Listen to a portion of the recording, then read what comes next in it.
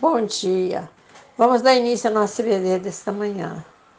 Mas primeiro vamos pedir ao nosso Deus que estenda as suas mãos sobre nossas vidas para nos guardar, para nos proteger, para nos abençoar, para que a sua paz repouse sobre nós, sobre a nossa casa. Vamos trazer um estudo nesta manhã que tem por tema: como será que vemos a amizade no meio da angústia?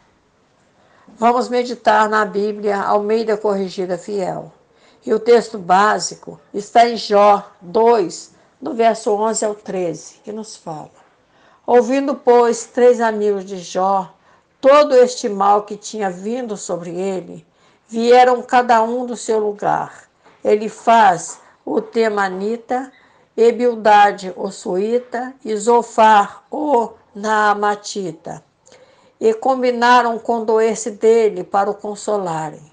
E levantando de longe os seus olhos, não o conheceram. E levantaram a sua voz e choraram. E rasgaram cada um seu manto, e sobre as suas cabeças lançaram pó ao ar. E assentaram-se com ele na terra 7 dias e 7 noites.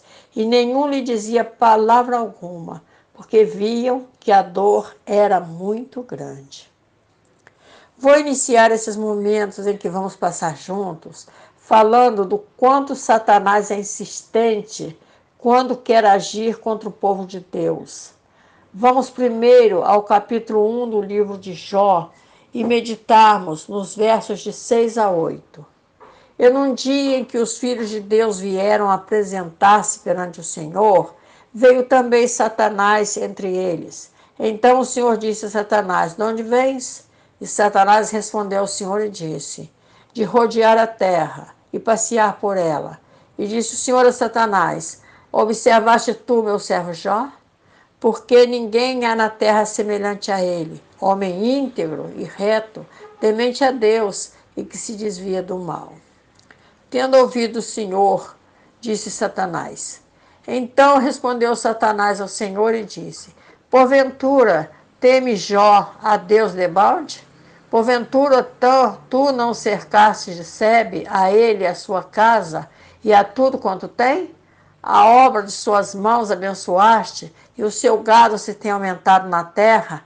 Mas estende a tua mão e toca-lhe em tudo quanto tem, e verás que não blasfema contra ti na tua face. E disse o Senhor a Satanás: eis que tudo quanto ele tem está na tua mão. Somente contra ele não estendas a tua mão. E Satanás saiu da presença do Senhor. Jó 1, verso 19 ao 12. Do verso 9 ao 12. Tendo Satanás recebido autorização para tocar em tudo quanto pertencia a Jó, saiu da presença de Deus e tocou em tudo quanto Jó era possuidor. Até mesmo na vida de seus filhos ele tocou. Mas qual foi a atitude de Jó? Vamos voltar à palavra. Então Jó se levantou e rasgou o seu manto e rapou a sua cabeça e se lançou em terra e adorou. E disse: nu saí do ventre de minha mãe, e nu tornarei para lá. O Senhor o deu e o Senhor o tomou. Bendito seja o nome do Senhor. Em tudo isso Jó não pecou, nem atribuiu a Deus falta alguma. Jó 1, do verso 20 ao 22. Jó não blasfemou contra Deus, e isso deixou Satanás perplexo. E não satisfeito, voltou segunda vez à presença de Deus. E vindo outro dia, veio também Satanás entre eles, apresentar-se perante o Senhor. Aí já está em Jó 2, verso 1. O diálogo havido entre ele e Deus é semelhante ao que havia dito anteriormente. Mas ele necessitava de ver se Jó permaneceria fiel se o seu corpo fosse tocado. E foi por isso que voltou segunda vez diante de Deus e fez uma nova proposta. Disse que se o corpo de Jó fosse tocado, ele blasfemaria contra o Senhor. Deus aceitou o desafio e disse: porém, estende a tua mão e toca-lhe nos ossos e na carne, e verás se não blasfema contra ti na tua face. E disse o Senhor a Satanás: eis que ele está na tua mão, porém guarda a sua vida. Jó 2, versos 5 e 6. Ressalta esses dois trechos da palavra para que não haja dúvidas quanto ao poder de atuação do diabo. Ele não pode ir além do lugar permitido por Deus. O seu campo de atuação é limitado pelo Senhor. O que mais poderia suceder a Jó, além de ter sido tocado por Satanás? Quando estamos tristes, abatidos e com sérios problemas, o que não nos falta são amigos tentando nos consolar. Não foi diferente com Jó. Se voltarmos ao texto básico, vamos encontrar 3 amigos de Jó que, ouvindo, pois, 3 amigos de Jó todo este mal que tinha vindo sobre ele, vieram cada um do seu lugar. Elifaz, o temanita, Ebildade, o suíta, e Zofar, o naamatita, e combinaram condoer-se dele para o consolarem. Jó 2, verso 11. É comum que esses amigos sejam recebidos como quem quer ajudar, como quem quer nos consolar.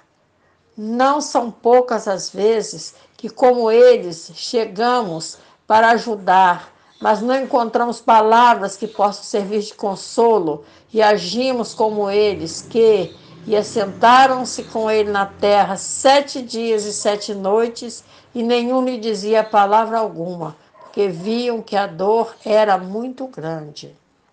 Jó 2, verso 13.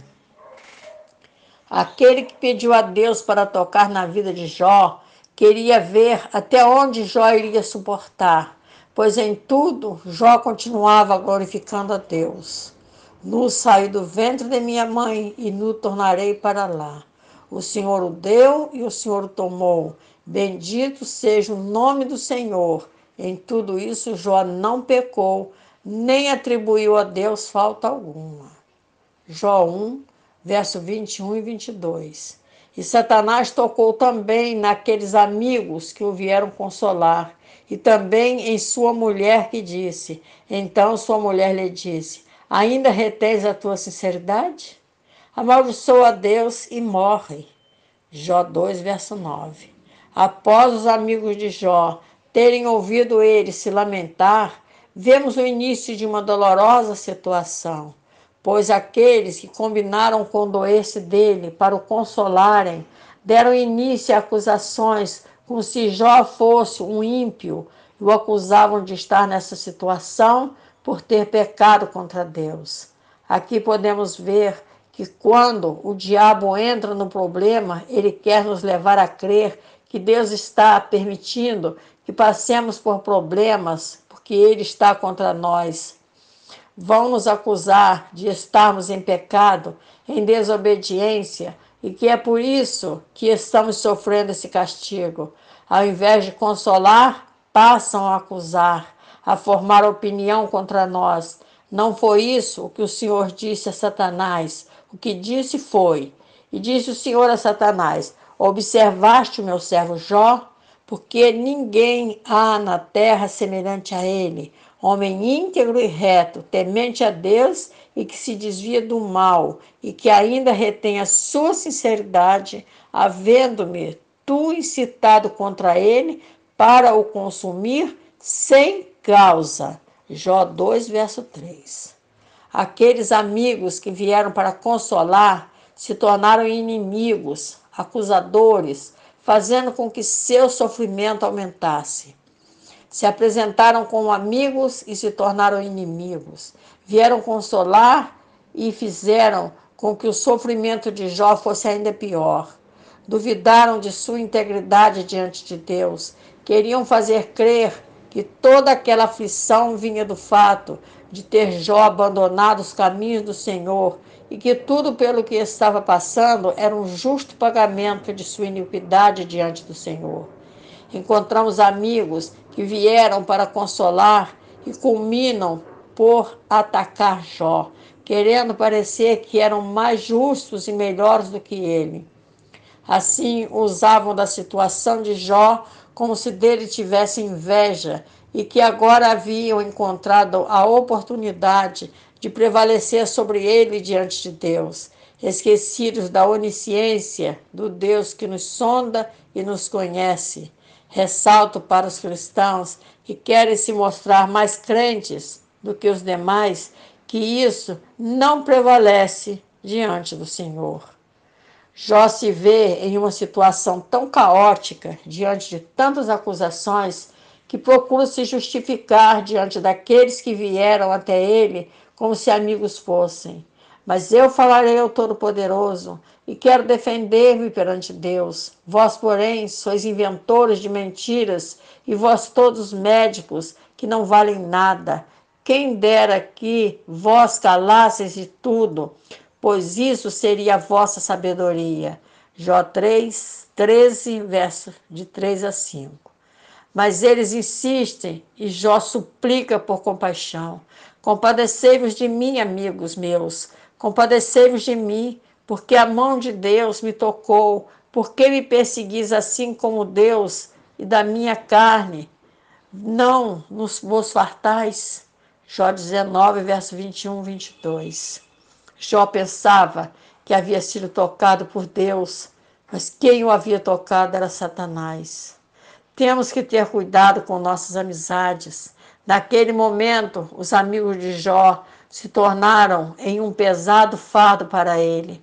Vieram unidos para consolar e se uniram para acusar, à exceção de Eliú, que só agora é citado na Bíblia e que foi o último a falar com Jó. Ele era jovem, esperou que todos falassem, ouviu tudo o que diziam e só então foi que falou. E eu vou me deter um pouco naquilo que foi dito por Eliú. O que foi que ele disse? A sua ira se acendeu contra Jó. E isso, por quê? Contra Jó se acendeu a ira porque se justificava a si mesmo mais do que a Deus. Jó 32, verso 2. Foi por ter descoberto em todos aqueles discursos os que falaram antes dele que de nada adianta ter experiência de vida sem conhecer a misericórdia de Deus. Eliú quer mostrar que erramos quando tentamos nos justificarmos por nossas experiências, e foi o que Jó fez no capítulo 13, a partir do verso 6. E é por isso que fala que não são os anos que nos fazem entendidos diante de Deus, mas o Espírito dele que habita em nós. Na verdade, há um Espírito no homem e a inspiração do Todo-Poderoso o faz entendido. Os grandes não são os sábios, nem os velhos entendem o que é direito. Jó 32, verso 8 e 9. De nada vai adiantar fazermos a nossa defesa com gritos e vaidades. Certo é que Deus não ouvirá a vaidade, nem atenderá para ela o Todo-Poderoso. Jó 35, verso 13. O jovem Eliú fez um longo discurso, mas foi como um bálsamo para aqueles momentos de Jó, pois Deus que para Jó tinha se tornado um inimigo, castigador e irado contra ele, que assim havia sido mostrado pelos 3 amigos, Jó agora consegue ver um Deus que se revela cheio de bondade e amor, graças ao ensino do jovem Eliú, que conhecia a misericórdia divina. Ele consegue ver o Deus de misericórdia. Eliú ouviu atentamente a tudo o que estava sendo dito pelos seus companheiros. Deve ter se lembrado de que haviam vindo com a promessa de se condoerem com a situação do amigo e de o consolarem, mas que em tudo o haviam acusado. Ouviu a defesa de Jó. Ele havia ouvido Jó dizer que via Deus como se houvesse se tornado em um inimigo que o castigava e que lançava sobre ele a sua ira, mas que agora se revelava cheio de bondade e amor, tendo chegado a essa conclusão de reconhecer em Deus graças ao que foi dito por Eliú, no capítulo 33, dos versos 12 ao 13. Por que razão contendes com ele, sendo que não responde acerca de todos os seus feitos? Antes, Deus fala uma e duas vezes, porém ninguém atenta para isso. O jovem Eliú mostrou a Jó que conhecia a misericórdia divina. Falou com Jó daquilo que nos advém, nos trazendo grande sofrimento, como o que estava acontecendo com ele naquele momento.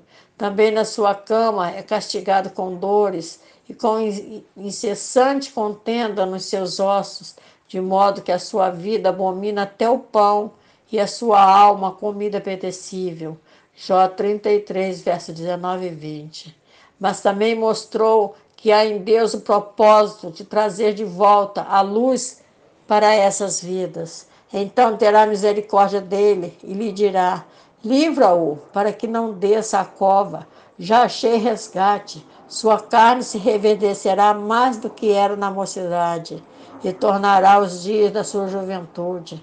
Deveras orará a Deus, o qual se agradará dele e verá sua face com júbilo e restituirá ao homem a sua justiça. Jó 33, verso 24 ao 26. Eliú falou da justiça de Deus, falou de sua misericórdia. Se com ele, pois, houver um mensageiro, um intérprete, um entre milhares, para declarar ao homem a sua retidão. Jó 33, verso 23. É nessa retidão que encontramos a justiça de Deus. Eliú não estava entre aqueles três amigos que só aparecem no capítulo 32. No entanto, fazia parte daqueles que haviam vindo, pois ouviu toda a conversa, a vida entre Jó e os demais. Isso vemos na palavra. Acendeu-se a ira de Eliú, filho de Baraquel, obusita, da família de Rão. Contra Jó se acendeu a sua ira, porque se justificava a si mesmo, mais do que a Deus. Também a sua ira se acendeu contra os seus três amigos, porque não achando que responder, todavia condenavam Jó. Jó 32, verso 2 e 3. Vemos que Eliú se mostrou mais coerente, pois ele proclamou a grandiosidade de Deus e a incapacidade do homem de compreender a mente de Deus, de modo a prover uma explicação para tudo o que acontece. Ele sugeriu que o sofrimento nem sempre é um castigo pelo pecado, mas pode ser Deus falando que mesmo em meio à dor e aflições, é a Ele que devemos ouvir e não aos amigos, pois eles não podem dizer quais são os propósitos de Deus, quais são os propósitos que Deus tem para nós, nas suas situações pelas quais passamos.